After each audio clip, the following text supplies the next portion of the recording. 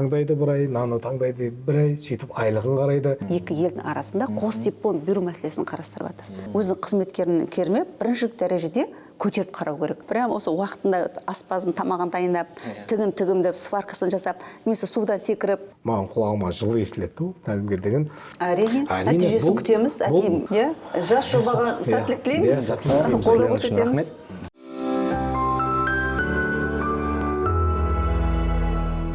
Армысыз көрермен, бүгінгі біздің тәлімгер жобасының подкаст алаңындамыз. Және де бүгінгі біздің сарапшы қонақтарымыз Түркістан облысы білім басқармасының бас маманы Нәлжігіті Барысалды Оңғарқызы, және де Кентау көпсалалы колледжінің директорының орынбасары Дүйсенбиев Сәкен мырза. Жалпы биыл 2025 жыл жұмысшы мамандықтар жылы, яғни бұл сіздердің жылдарыңыз. Осы жыл аясында енді сіздерде бір салаларыңызда қандай да бір жаңалықтар, қандай да өзгерістер, және де өздеріңіз білесіздер, қазір жыл аяқталуға шақ қалды. Сіздер бір қандай да бір жұмыстар атқарып үлгердіңіздер? Сол туралы айтып өтсеңіздер. Рысалды ханым, сөз кезегі өзіңізде. Жақсы, рахмет. Шында да мен әрбір осы кездесу сайын айтам, жалпы өте дәл уақытында, мерзімінде белгіленген жыл болды. Өткені біздіңгі қазіргі мына нарықтық заманда сұранысқа сәйкес келіп жатқан осына жұмыс қажет етіп жатқан, тапшы болып жатқан мамандарымыздың мәртебесін көтеруге қандай үлкен бір серпіліс берді деп есептеймін. Әрине, үкіметтің қаулысына сәйкес біздерде облыс әкімдігімен жұмысшы мамандықтар жылы аясы бекітілді жоспары, іс-шаралар жоспары. Ол 7 бағыт 64 қадамнан тұрады. Сол 64 қадамның ішіне 138 іс-шара бекітілген. Сол қазір таңда, дұрыс айтасыз, жарты уақыты өтті. Соны қазір 99 іс-шара біздер облыстық деңгейде, республикалық деңгейде аталып өтілді уже. Ал енді қандай жаңалықтар болып жатыр? Әрине жаңалықтар бар, бірқатар жаңалықтар жеткілікті. Дегенмен де істелетін жұмыстар тағы жоспарлар бар. Мәселен, осының аясында мен айтып кеткім кетіп, яғни жұмысшы мамандықтар жылы аясында бірінші үлкен қолдау алып жатқанымыз ол техникалық кәсіптік білім саласындағы жұмысшы мамандар даярлайтын колледждердің базасын қалыпқа келтіру, жаңа классификаторларға сәйкес жаңа мамандарды ашу, ұсыныстар беру, сонымен қатар өңірге қажетті инвесторлар көптеп кіріп жатыр, соларға қажетті тапшы мамандардыға лицензияр алу деген сияқты, жастарды соларға баулу. Сонымен қатар бір ерекшелік мектеп оқушыларын, ата-аналарды жалпы қоғамда ерте кәсіптік білім беруге дағдыландыру. Яғни соған қадам жасату. Осы бағытта бейіндік сыныптар секілді сыныптар мектептерде ашылып жатырмыз. Сонымен қатар қазір біздер осы жұмысшы мамандықтар жылының жұмысшы мамандықтарын дәріптейтін бірден бір үлкен іс-шара бар. Ол біздердегі өңірлік, облыстық, сонымен қатар республикалық тіпті халықаралық деңгейде өтілетін жұмысшы мамандықтар дәріптейтін ол WorldSkills чемпионаты. Ол қандай чемпионат? Жаңа өзіміз айта кеткендей, мына жұмысшы мамандардың мен ағаш гүл егу болады ма, флористика дейміз, немесе жаңа есік құрушы ма, сантехника саласы ма, тіпті жаңағы мына жарықтық өшіру, қосу деген сияқты. Соның бар, соны салалары бойынша біздің өңірдің студенттері сол чемпионатқа қатысып өзінің дәрежелерін, деңгейлерін, бағыттарын көрсетіп жатыр. Жалпы неге бейімделді, колледж неге үйретті? Бала нені алды? Ертең жұмысқа салаға барар кезде кәсіпорынға бір неге дайын бала? Мұны осы бағытта біз солар чемпионаттарға қатыстырып, біздер біршама бағыттар жүргізіп жатырмыз. Енді жұмыстар өте көп, оны қазір барысында айта жатармын. Жауабыңызға рахмет, Сәкен мырза. Тап осы сұрақ бірінші өзіңізге, осы өзгерістерді не жаңалықтап жатыр, сол туралы бір қысқаша айтып өтсеңіз. Енді жалпы мемлекет басшысы 2025 жыл жұмысшы мамандықтар жылы деп жариялады. Енді біз содан нақты тапсырма алдық. Облыс көлемінде, республика көлемінде, жаңа Рысалды апай айтқандай, WorldSkills чемпионаты. Ол дегеніміз балдардың именно теориямен алған білімдерін практика жүзінде ұштастырып, яғни өзінің білікті маман екенін дәлелдеу. Ол республика көлемінде, облыс көлемінде, одан кейін республика көлемінде. Одан жеңіп шыққандар Европа, Евроскилс, әлемдік чемпионаттарға барып, өздерінің осындай біліктіліктерін дәлелдеуде. Енді жалпы қазір одан бөлек жұмысшы мамандықтарымыз, яғни әлеуметтік серіктестік жақында ғана облыс әкімінің қолдауымен самұрық қазына ұлттық қорының, әл-ауқат ұлттық қорының компаниялары, яғни Қазатомпром, Шалқия-Цинк, Қазақгаз компанияларымен соның еншілес компаниялары осы біздің өңірдегі Түркістан облысындағы Қазатомпром Сауран, Буденновск, Аппақ, Қазақгаз аймақ, оның Кентау, Түркістан өңірлері, осы өңірлермен үш жақты дуальды оқыту бойынша келісімшартқа тұрдық. Ол дегеніміз компаниялар қазіргі таңда өзіне болашақ маман дайындауға белсене кірісіп жатыр. Олар қазіргі таңда түсіне бастады. Өзіне білікті маман, ол ертеңгі күні өзінің жұмысының сәтті жүруі, табысты болуы осы мамандарға байланысты. Именно жұмысшы мамандықтарға байланысты. Жұмысшы мамандықтар қазір еліміздің әл-ауқатын көтеруде де осы жұмысшы мамандықтардың рөлі бірінші орында. Осындай компаниялармен қазір келісімшартқа тұрдық. Ол ұлттық компаниялар. Одан бөлек өзіміздің өңірдің ірі компанияларымыз бар, зауыттарымыз бар. Мысалы айтатын болсақ, Кентау трансформатор зауыты. Оған да мамандар дайындап жатырмыз осы жақты келісімшартпен. Одан кейін білесіз, UFC компаниясы бар, халықаралық шығаратын. Жасыл суық Қазақстан деген. Олармен де үш жақты келісімшарттамыз. Оларға да мамандар дайындап жатырмыз. Одан бөлек бізде газ шаруашылығы бойынша 104 газ, оңтүстік аймақ газ. Енді 28 компанияның 28 өндіріс орны өзімізден. Қазір бізде мамандарды даярлауға осы жақты келісіміміз бар қазіргі таңда.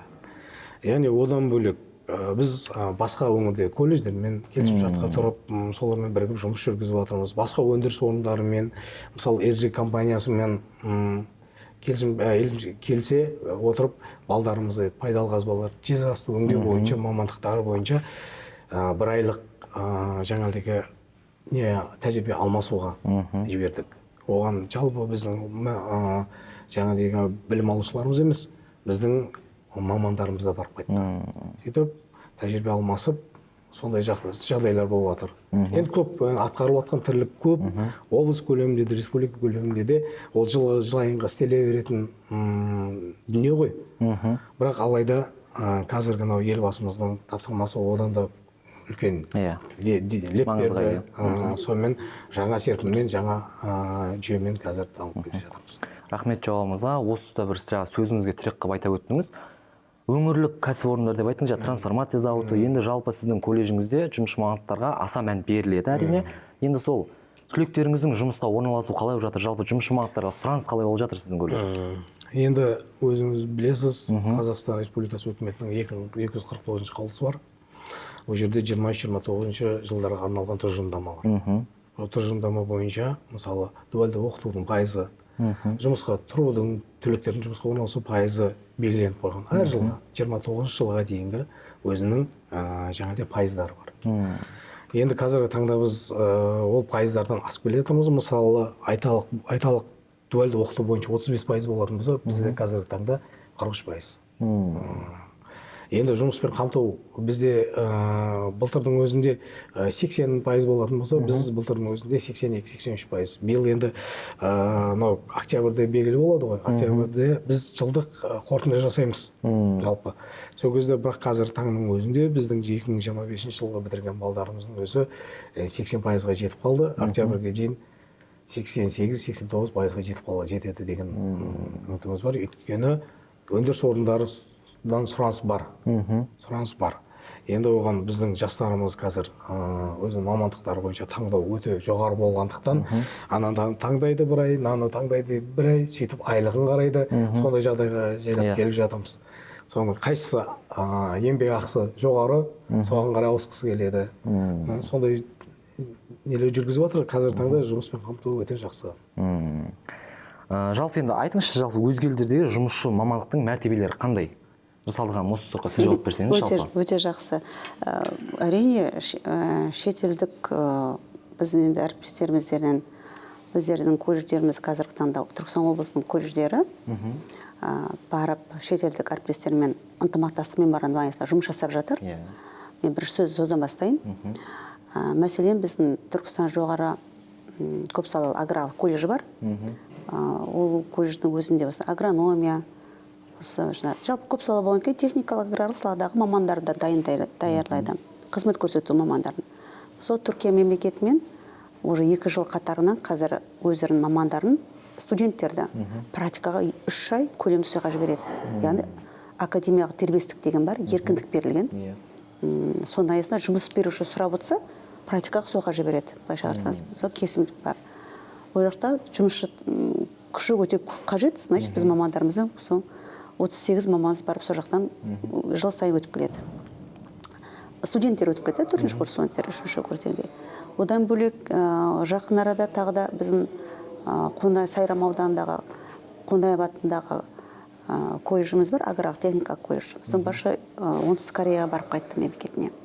Ол жерде өзінің аграрлық сала бойынша жобасымен іске асыру мәселесінде барып ынтымақтастық орнатып, меморандумға тұрып, ол жақтағы елдер университет, техникумы біздің 10 студентті енді практикаға шақырып отыр.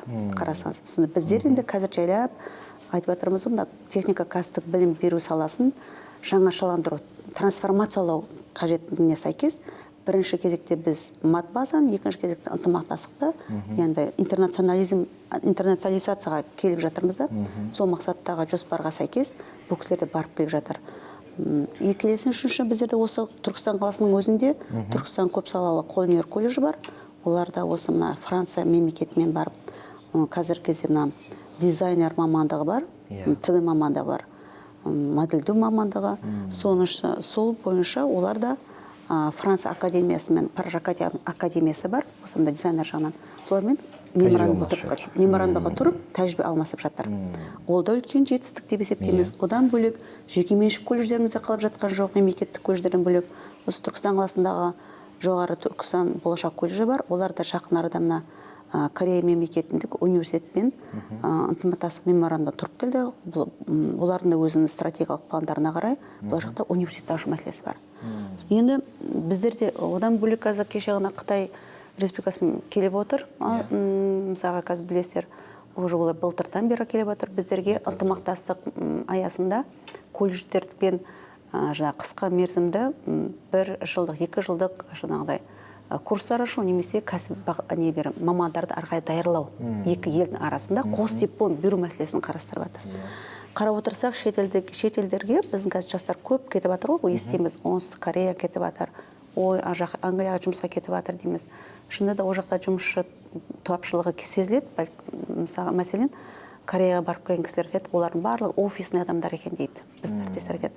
Ал біздерде қарап отырсақ, біз еліміздің өзі, халықтың өзі барлық жана не қылады, бейімделген, жұмысқа да бейімделген, қара жұмысымызға да, онымен қатар офистік жұмысқа да бейімделген. Сондықтан да біздің көп мамандарымыз халықтың кетуі жастарын сонына қара жұмысқа көп кетеді. Сондықтан да жұмыс, о жақта да жұмысшы мамандардың рөлі әрине жоғары. Кеше ғана Германияға барып келген тағы да бір әріптестеріміз бар, колледж Түркістан индустриялық құрылыс колледжі барып келді. Германияға тәжірибе алмасып қайтты 10 педагог. Олардан енді әңгіме барысында ақпарат береді, біздерге есеп береді. Сол кезде олардағы Германиядағы тәртіптілік, олардағы жұмысшылардың, жастар ғой, жұмысшы жастардың өздерінің пайымы басқаша ерекше дейді. Қарап отырсақ, мысалы, жер мен көктен біз айырмашылық бар, дегенмен де мысалы жаңа мен әріптесім айта кетті, Сәкен, дуалды оқыту. Бұл неден туындаған мәселе? Біз алғашқы осы дуалды оқыту кіргізген кезде, елімізге кіргізген кезде 2013 жылдан бастап сөз болды. 2013-14 жылдан бастап біздер нақты уже осы дуалды оқытуға көштік қой. Сол кездерде біз алғашқы осы Германияның, Австрияның тәжірибесін алған едік. Дуалды оқыту. Яғни ол қандай? Балаға біз теория береміз, теориядан көрі біз енді 60-70%-ға дейін практика болу керек. Практика қақта болу керек. Колледж базасынан бөлек, кәсіпорын базасында болу керек. Кәсіпорын базасында бала колледжде көрген лабораториядан шығып, кәсіби практикаға кәсіпорынға баратын болса, сол кәсіпорындағы жаңа оборудованияларды, жаңа құрал жабдықтарды, ол жердегі обстановкамен, тәлімгерлермен сөйлесе отырып, олар сол жерге бейімделеді. Қарап отырсаңыз, бір жерден ол да кәдімгі үлкен іс тәжірибе. Мәселен, біз өзімізде барлығымызды вузда оқыдық қой, қазір жоғары оқу орнынан бітірдік. Біздер бітірген уақыттағы мен қазіргі уақыттағы нені салыстырсақ, ерекшелігі өте көп. Бұл жақтында жақсы жақтары бар. Өйткені қазіргі көп мына заман ағымына қарай жасанды интеллект деген қазір айтып жатырмыз ғой. Сол жасанды интеллектке IT саласына көп бағытталып жатырмыз да. Әрбір ісімізді тіпті жаңағы тойға шақыру қағаз жасайтын болсақ, қағаз таратпаймыз, онлайн таратамыз. Телефонның кереметтілігі сол жаңағы тіпті 2 жастағы бала жақсы ойнайды, құлағын ойнайды. Қарап отырсақ, оның барлығы неге байланысты? Ол заман талабына қарай, ағымына қарай біздер де соған үлесіп үлгеруіміз керек. Міне дуалды оқытудағы сол біз енді кәсіпорындардағы шығаратын принтеріміздің өзінде, например, біз ол кнопкасы басып жатпайтын шығар, бәлкім қолмен былай сипайған кездердің өзі ол шығаратын шығар, бәлкім. Міне келешекте біз соған келеміз дегендей. Енді жаңағы айтайын деп жатқан, қарап отырсаңыздар, жаңағы ынтымақтастығымыз бекерден бекер шығарған жоқпыз. Жалпы біздің жоспардың өзіне бекітілген, министрлікте арнайы біздерге жоспарда түсірілген трансформациялау типі бөлімін, техникалық білім жүйесін. Сол кездерде бірінші бізге беретін нәрсе сапалы білім беру, сапалы кадр шығару. Оны қалай шығарамыз, жолын қалай таңдаймыз, қалай жоспарлаймыз. Міне осы бағыттарда біз үлкен көмек береді. Сол жерлерде біз айтып кеткен, бірінші кездер біз жастарымыз тек қана Қазақстанның ішінде ғана қалмау керек, елімізде баратын болса, жұмыстың ыңғайына қарай, несіне қарай, шетелдіге де шығарып болу керек. Біздің диплом, Қазақстан дипломы, оқытқан диплом 2 жаққа да жарамды болу керек. Міне осы бағыттарда қазір біраз қолға алынып, келешекте уже 2 жылдың ішінде жасаймыз. Енді біз жұмысшы мамандықтар жылы тек қана бұл 1 жылға арналамаған ғой енді. Әрине, ертең ол жалғасын табады, жалғасы болады. 3 жыл көлемінде біз оны арға жұмысқа. Өйткені қоғамның өзі нені сұрап отыр? Жұмысшы мамандарды сұрап отыр. Шындап кеткеніміз, біз қазір қараусыз операторымыз заттар дүниенің бәрін қою, қасым жасау кімге керек? Осы сұраңыз, шақырып кет, мысалы тойғадағы жаңағы лед экранды қоюдың өзіне де, күйіп қалса оның светін жөндеуге де кім керек? Оператор қосып беретін адамдар керек. Оның бәрі жұмыс адамдар. Мейлі ол қазір қарасаңыздар, трансформациялардың ішінде тағы бір айта кететін нәрсе, жоғары оқу орнын бітірген азаматтардың өзі қазір жұмысшы мамандарға оқуға түскісі келеді. Оған да мүмкіндік беріліп жатырмыз. Себебі ол да өзіне басқа біліктілік қырынан көрсету үшін басқа біліктілік өзі қажет па? Ол да түсуге құқысы бар. Сонымен қатар жоғары оқу орнына түсем деп, бірақ жаңағыда колледжде қалып кетіп, колледж бітірді биыл. Бірақ жоғары орнына түсе алмай қалып, басқа себептер болып жасау үшін соны да жағын қарастырып, студенттерге, үздік бітірген студенттерді неге жоғары оқу орындарына 3-ші курста қысқартылған мерзім бағдарлама түсіру жағынан қарастырып отырмыз. Қарап отырса, біздің колледждерде, осы қазіргі бізде облыста 10 колледжіміз жоғары оқу орындарымен ынтымақтастық меморандумға қол қойып, келісімшартқа тұру, осы бағытта алып жатыр. Қарап отырсаңыз. Мәселен, балабақшаға қазір қанша өсіп жатыр, халықтың саны өсуіне қарай, Құдайға шүкір, балабақшаларға қанша қызметкерлер керек. Енді оны тәрбиелеушілер керек. Дұрыс па? Аспазшылары керек ол жерге, қарап отырса, күтушілері керек. Осының барлығына біздер кімдер дайындап береді кадрлар? Әрине, бірінші техника кәсіптік білім жүйесі дайындап береді. Біздің жүйе дайындап береді. Бірінші үздіксіз білім беру деген бар. Ол үздіксіз білім беру мектеп аттестатын беретін болса, 2-ші деңгейдегі кәсіптік білім беру жүйесі біздерміз. Одан кейін жоғары оқу орны деген сияқты. Міне осында келеді. Яғни сіздің сөзіңізге қарасам, яғни жұмысшы мамандықтарға жыл сайын сұраныс артып келе жатыр. Ал енді өзіңіз білесіз, қоғамда сұраныс бар жерде әрине сұраныс болса, яғни келуші жастардың саны артады. Енді дәл қазір осы мемлекеттен бөлінетін гранттың саны артты ма көлемі қазір сұранысқа қарап? Иә, әрине. Өте орынды сұрақ, себебі шынында да қазір мына сұранысқа қарай, нарықтың сұранысына қарай, әрине біздің жастарға да мемлекеттік тапсырыс бөлінуі өте ұлғайып келе жатыр. Қазірдің өзінде 15.000 біз 500 орын қалыптастырдық. Облыста оның барлығы орындалды. 15.500 орын жоспарланған болатын, сол жоспардың межесіне жеттік.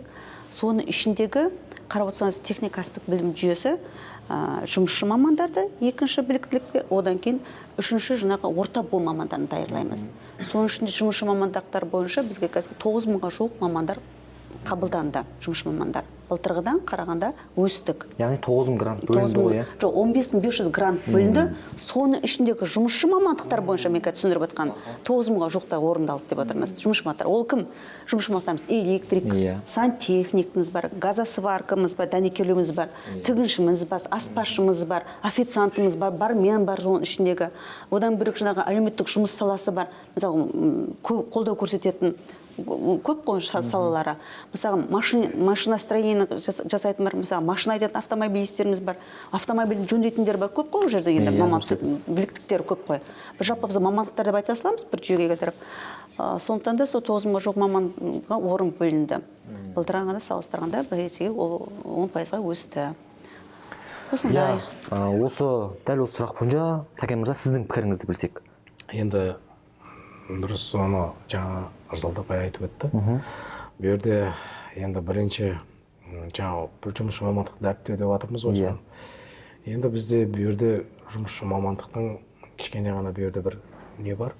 Жұмысшы мамандықтың айлығы. Иә, дұрыс айтасыз. Соның айлығы көтерілсе, әлбетте оның жаңағыдегі жұмыс мамандығының сұранысы өте көп болады дейсіз ғой. Ертеңгі күні соны айлығын жаңағыдегі осы жұмысына сай келтірілсе. Вот шетелде айтып отырсыздар, жаңағыдай шетелді сұрадыңыз ғой. Иә. Конечно, шетелде жұмысшы мамандықта олардың табысы ортадағы қызметкерлерден жоғары. Мемлекет қызметкерлерден де жоғары. Сол үшін де оларда жұмысшы мамандықты таңдайды. Жастар көбісі жұмысшы мамандық таңдайды. Өйткені ол әлеуметтік жағдай ғой, бәрі. Әлеуметтік жағдай. Сол үшін де бізде де Қазақстанда сондай болар деп үміттенеміз алдағы уақытта. Өйткені қазір мемлекет басшымыз бастама бастап жатыр. Бастама бірінші оқытып, бірінші дайындап алсақ, ертеңгі күні олардың жаңағы еңбекақысы да жоғарыланатын шығар деген үміттеміз. Енді ол жерде айтылатын мәселе мынандай ғой, мен қоса кетейін әріптесіме.